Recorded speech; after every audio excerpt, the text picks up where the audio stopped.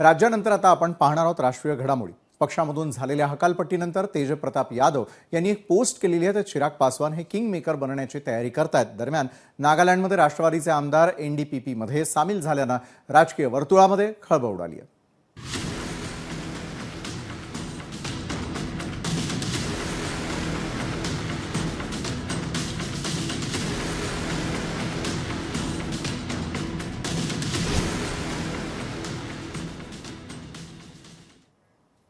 राष्ट्रीय जनता दल म्हणजेच आरजेडी पक्षाचे प्रमुख आणि बिहारचे माजी मुख्यमंत्री लालू प्रसाद यादव यांनी अगदी काही दिवसांपूर्वी त्यांचा मोठा मुलगा तेजप्रताप यादव याची पक्षातून आणि कुटुंबातून हकालपट्टी केलेली आहे। बेजबाबदार वर्तन आणि सामाजिक संकेतांचं पालन न केल्यामुळे ही कारवाई करत असल्याचं लालू प्रसाद यादव यांनी स्पष्ट केलेलं होतं। मात्र आता तेजप्रताप यांनी एक्सवरती एक भावनिक पोस्ट टाकत पहिली प्रतिक्रिया दिली आहे। तेजप्रताप यांनी पक्षातील काही नेत्यांवर आरोप करत विश्वासघात आणि कुटुंबाची एकता बिघडवल्याचा आरोप केलाय।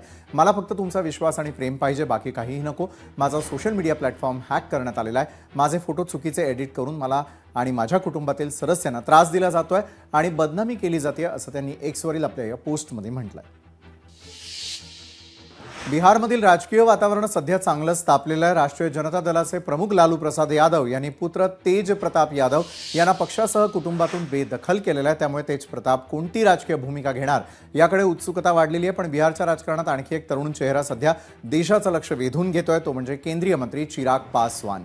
चिराग पासवान यांनी बिहारच्या राजकारणामध्ये आपलं वजन चांगलंच वाढवलंय। ते मुख्यमंत्री पदाच्या शर्यतीमध्ये नसले तरी किंग मेकर होण्याची तयारी त्यांनी सुरू केलेली आहे। त्यासाठी ते स्वतः आगामी विधानसभेच्या निवडणुकीमध्ये उमेदवार उभे करणार आहेत। नागालँडमधील राष्ट्रवादी काँग्रेस पक्षाचे सर्व 7 आमदार शनिवारी सत्ताधारी एनडीपीपी मध्ये सामील झालेले आहेत, ज्यामुळे मुख्यमंत्री नेफ्यू रियो यांच्या नेतृत्वाखालील पक्षाला 60 सदस्यांच्या विधानसभेत पूर्ण बहुमत मिळालंय। या विलीनीकरणामुळे नॅशनलिस्ट डेमोक्रॅटिक प्रोग्रेसिव्ह पार्टीच्या आमदारांची संख्या 25 वरून थेट 32 इतकी झाली आहे। 2023च्या विधानसभा निवडणुकीत एनडीपीपी आणि त्यांचा मित्रपक्ष भाजप नंतर राष्ट्रवादी काँग्रेस राज्यातील तिसरा सर्वात मोठा पक्ष म्हणून उदयास आला आणि त्यांनी 12 जागा जिंकल्या होत्या।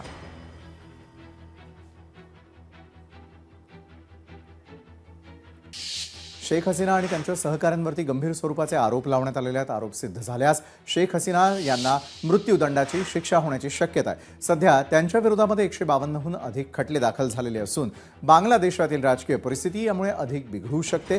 ऑगस्ट 2024 मध्ये विद्यार्थी आंदोलनामुळे शेख हसीना यांचं सरकार कोलमडलं। आंदोलनादरम्यान झालेल्या हिंसाचारामध्ये सुमारे 1400 लोकांचा मृत्यू झालाय। हसीना सध्या भारतामध्ये आहेत आणि बांगलादेशातील सध्याच्या परिस्थितीमध्ये त्यांना मायदेशी परतणं अशक्य झालंय। त्यामुळे हा खटला त्यांच्या अनुपस्थितीतच चालवला जाणार आहे। तर यावते आज संपूर्ण दिवसभरामध्ये राज्य, देश आणि विदेशात घडलेल्या अतिशय महत्त्वाच्या घडामोडी। तर आजच्या न्यूज प्लॅनेटमध्ये वेळ झाली इथेच थांबण्याची। ताज्या घडामोडींसाठी पाहायला विसरू नका लोकशाही मराठी।